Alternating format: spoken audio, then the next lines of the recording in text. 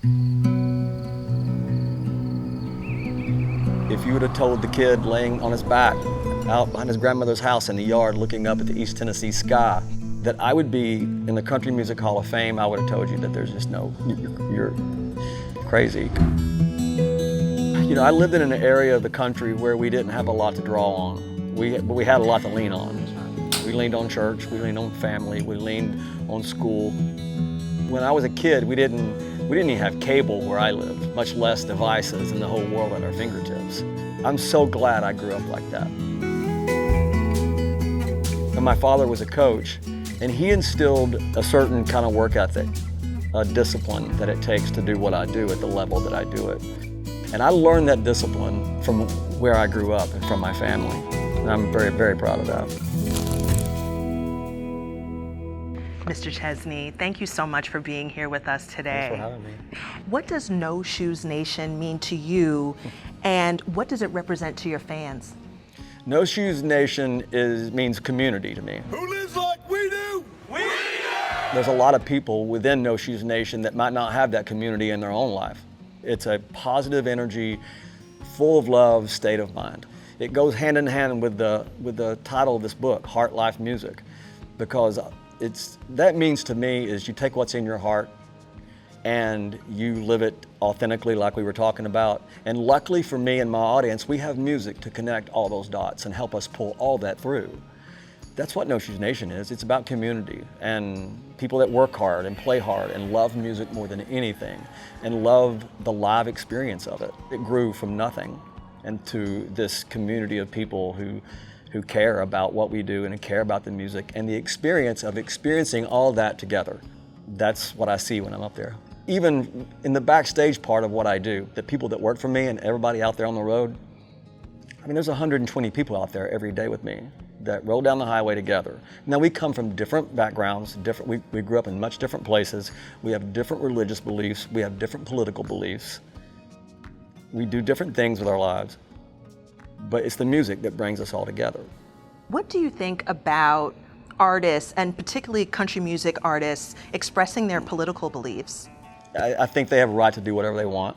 I have never been the kind of artist to tell people how to think or how to vote. I don't think it's my place. I don't do it. They can be told that everywhere else in the world. And I think that's why the audience that I've built feels safe in that and within that space, right? They're coming there to love everybody, no matter who you are, what you are, how you grew up. They want to come and experience the music because they're told every other moments of their life how to think. They're manipulated online. Now with AI, they don't know what's real, what isn't. Well, this is real. The community we created is real. What do you want your legacy to be? And I don't mean just as an entertainer, as a performer, but as a man. Just someone that truly cared about people, that loved music, loved sports, that loved his family. You never know what somebody's going through, right? I don't know if this answers your legacy question, but this is what came up in my brain. You never know what someone is struggling with, ever, what battles they're internally going through. And if you're not kind to them, you could be the one thing that pushes them over the edge, right? So I think music helps that. You know, music helps people with everything that they're battling with personally. It's helped me.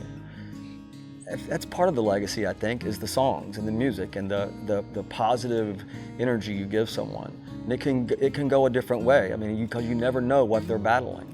And if you're mean to them or don't connect, then it could be bad. And so I think that's the power of the music that we've created. It's just helped people deal with whatever. It's helped me. That's what we try to have out there at our shows too. The feeling that we have at our shows is that positive energy and love that we try to spread throughout the whole audience. My first 3 years on the road, I played in a honky-tonk and did fairs and did anywhere we could play to make money. And now we're doing small theaters and we're doing our own thing too. You are the first country music artist to perform in the Sphere in Las Vegas. Yeah.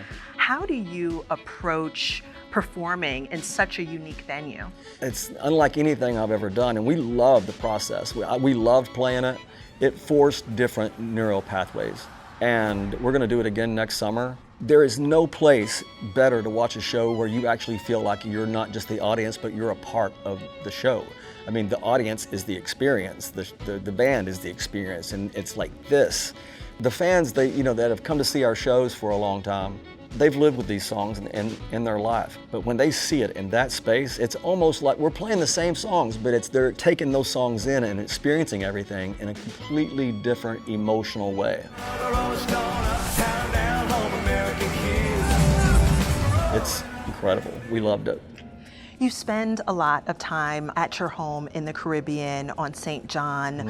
What is it about the island that inspires you and inspires your creativity? It was the people, honestly. When I went down there, I went to the Virgin Islands years ago.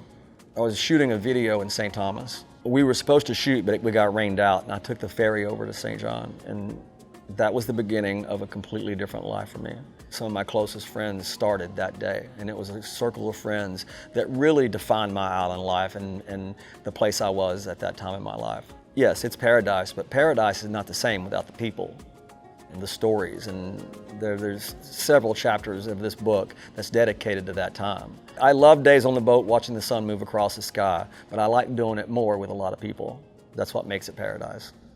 You founded the Love for Love City Foundation to benefit the people of the British and U.S. Virgin Islands following Hurricane Irma. When you live in an island community like the Virgin Islands and you become really close with a lot of people. A number of dogs that he helped rescue from the U.S. Virgin Islands. Hurricane Irma blasted the island and decimated the home they grew up in. The country music star rescues two brothers from Hurricane Irma and brings them to Philadelphia. I don't even know what to say, but thank you. I'm so proud of everybody on the island that's coming together to try to make it a great place again. Why was it so important for you to found this charity? So much of my soul was there. So much of my heart was there.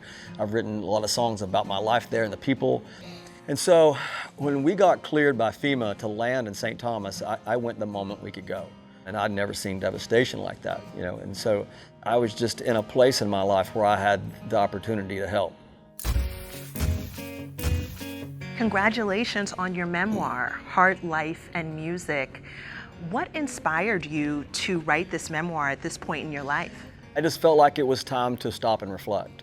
My creative soul is in this book. My life is in this book. My heart is in this book. And I'm really proud of the people that came along this journey with me.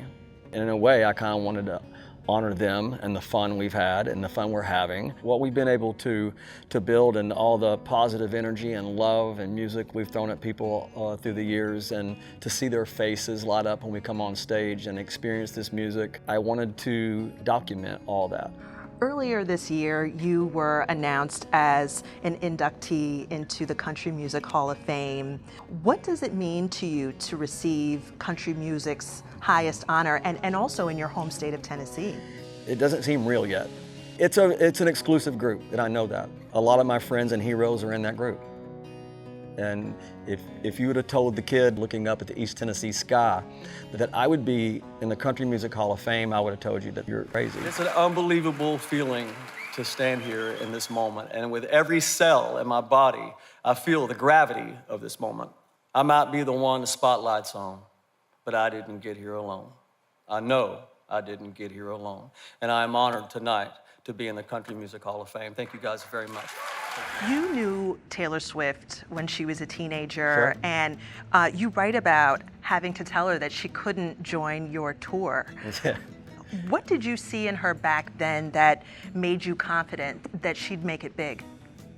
There's a certain look that artists have that you can't teach, and you just kind of know when you meet them, and you can see how curious they are, you can see how hard they're working. And she took a lot of notes.